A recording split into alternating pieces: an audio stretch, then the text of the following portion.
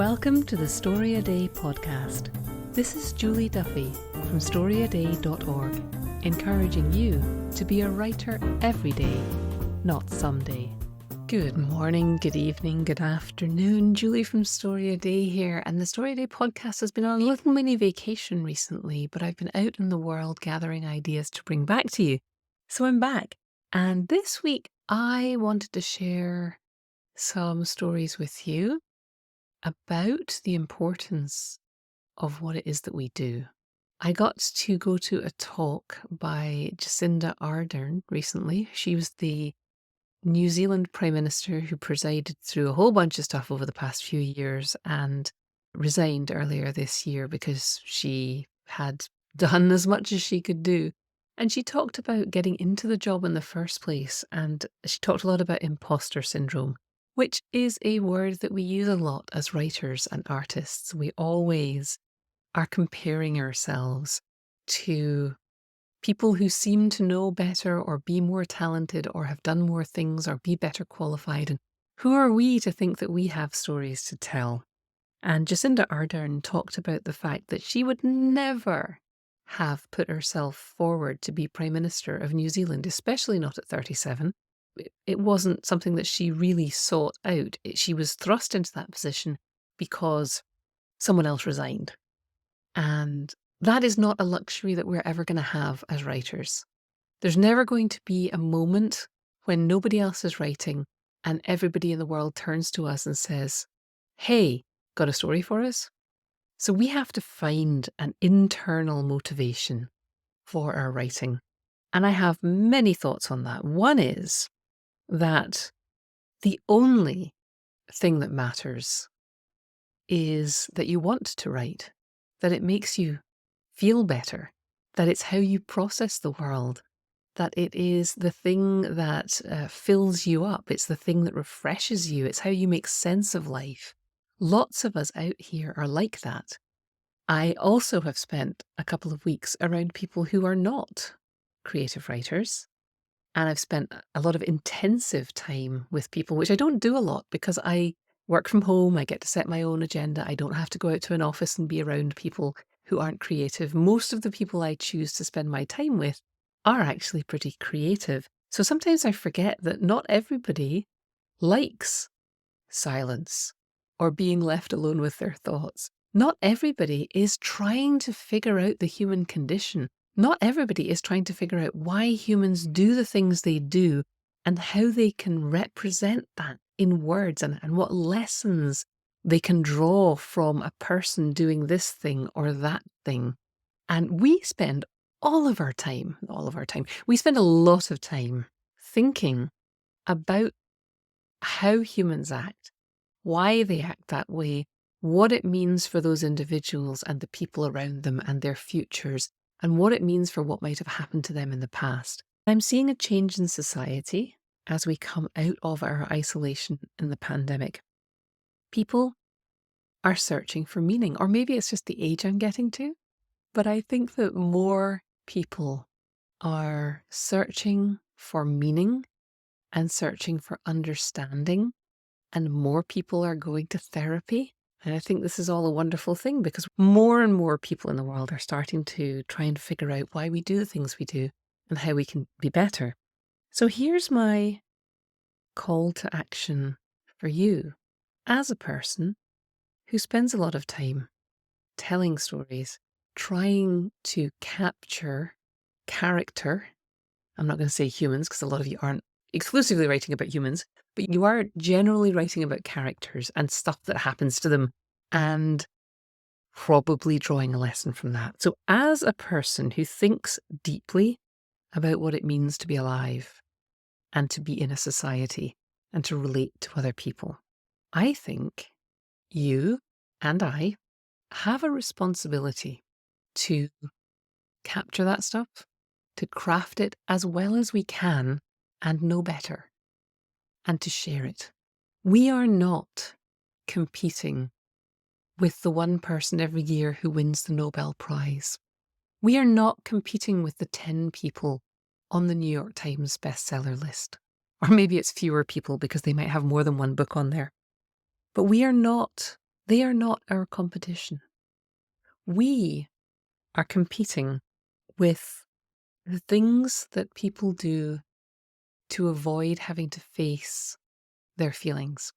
We're competing with overeating, with overdrinking, with exercising to excess. There are a lot of things that people do to avoid feeling, and we feel all the time. Aren't you one of those people who got accused of being oversensitive? What happens to us when we grow up? We become artists. What happens to the people who accused us? They run from their feelings, and then they mess up their lives. I'm being a little judgmental, but there are lots of people out there wrestling with problems that they don't understand. And people like us who read and write have a deeper understanding of what it means to be human. And other people are now trying to find that out. And they do turn to fiction. They may not read as many books, but everybody's watching movies, everybody's watching TV shows. Where do the ideas from them come from? Writers. Sometimes they come from short story adaptations or novel adaptations. Storytelling is so important, and we have a responsibility to tell stories. If you think about how a lot of people are spending time, would you rather the people you care about spend all their time playing games on their phone or scrolling social media reels? I am not opposed to bumping a few gems together and getting them to explode, and I can absolutely get hooked on that for hours. Would it be a better use of my life if I read a novel and understood what life was like for a Indigenous girl growing up in the US? Or if I read a book and understood what it was like for a Muslim mother living in the north of Scotland to try and fit into all of the worlds that she has to fit into? I am absolutely not above scrolling through shorts and reels and TikToks and being amused by the creativity and bonkersness of people in general. But is it better for me to spend hour upon hour doing that in a kind of avoiding reality way? Or would it be better for me to read a romance, read a mystery, put myself into other people's shoes for a deeper, longer time? The point I'm trying to make here is not that people shouldn't be reaching for fast, clickable, twitchy entertainment. Of course, that's fine. There's a place for all kinds of things. The point I'm trying to make is that your stories do not have to be anointed by a publisher or a prize committee for you to bring something valuable to someone else's life. And if you're spending a lot of time studying writing, you may have lost a little bit of perspective on that. If you're spending all your time with other writers who are acutely aware of issues, dialogue tags and head hopping and all of these kinds of things that we bring up in critique groups and feedback sessions, it's very easy to lose track of the fact that sometimes people just want to get swept up in a story and it really doesn't matter if it's going to win any prizes. And sometimes it's really good for people to live other lives, even if they're not living them through prize-winning literature. Nothing wrong with shooting for being one of those prize-winning writers, except if it stops you from being the writer you are today, and except if it stops you from sharing stories with people who could use them. Not everyone sees the world the way you do. You have an interesting perspective, you have an important perspective, you're a sensitive, deep-thinking person who's trying to understand life and how we relate to each other and trying to capture it on the page, and you're not competing with the best at every stage of your career. You're competing with the distractions of life. You're competing with the harmful things that people do to distract themselves because they feel like something's missing. And sometimes a story can heal. It can help people feel seen. And it doesn't need to be perfect, and it doesn't need to win prizes. If you are holding back from writing and from sharing your work because you think there's some standard that you have to meet before your writing is worthy of being shared, I want to challenge that belief. How good is good enough? Are you telling a good story? Do you have interesting characters? Is there somebody out there who your story could help?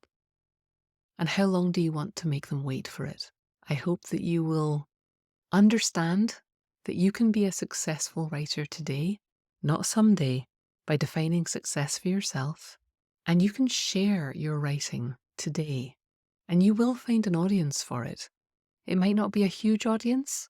It might not be a prize committee, but the act of sharing your work will allow you to see yourself as a real writer, which is a weird term, but I know it's in all our heads. You are a real writer if you write, but allowing yourself to see how your words touch people, having the courage to put your work out before you're ready. Not before it's ready necessarily, but before you're ready. I think we all do that. And we probably all put our stories out before they're never perfect. But it's more about being willing to share your work before you're ready. That's a courageous act. Really, how good does it have to be to make an impact on somebody, to give someone a positive experience in their day, to show someone something about life they may not have thought of before, because they don't spend as much time alone with their thoughts or in groups of people who are asking these kinds of questions. And again, no judgment. I just feel like there's a lot of good to be had from fiction. And the more we share ourselves before we're ready, the better we get, and the more we contribute to the world. And that is today's sermon. Apologize for preaching, except that I'm not apologizing for preaching. Put your work out there. Write your work. Don't worry about judgment. Think about service. Think about your writing and how your big ideas can impact somebody's life positively in a way that they may not yet understand. What I'm basically saying is, save me from wasting my life on Bejeweled. Write good stories, put them out into the world. Thank you very much. If you're feeling an urge to write now, if I've done my job and you're raring to go and you're not quite sure where to start, I am going to suggest that you download the StoryADay short story framework and write a story today. When you download that framework, you'll get taken to a page where there's a tiny little video that talks you through how to write a story quickly and get it done. So come over to storyaday.org/framework. The other thing you can do, I'm putting a link to that in the show notes. So grab the device, if you're listening to this on a phone and you're not driving, grab your device, open the podcast app that you're listening to this on, click on the more information button for this episode, scroll into the comments and find that link and click on it. Download the short story framework. If you've already downloaded it, pull it out and work on it.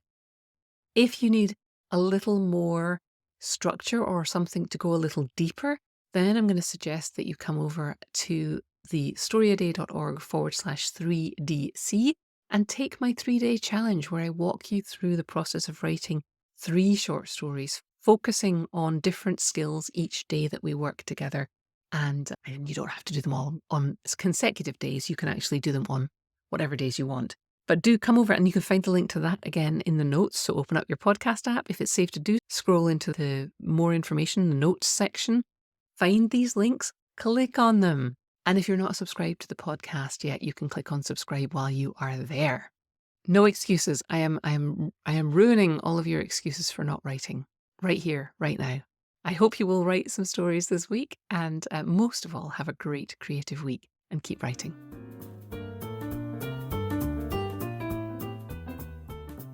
Thanks for listening. Why not come over to the blog at storyaday.org and check out this week's writing prompts and articles. And in the meantime, have a great creative week and of course, keep writing.